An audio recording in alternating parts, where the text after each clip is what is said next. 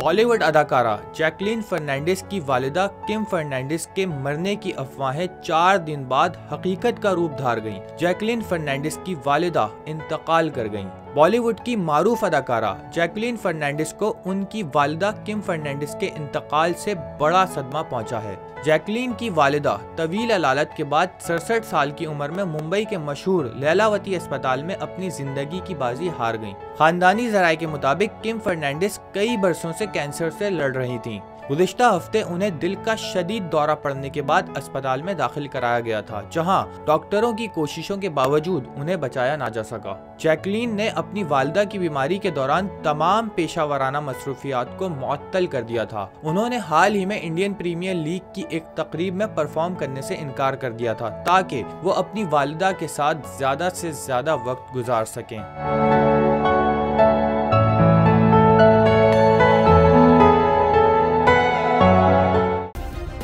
Subscribe करें और bell दबाएं ताकि कोई खबर रह न जाए।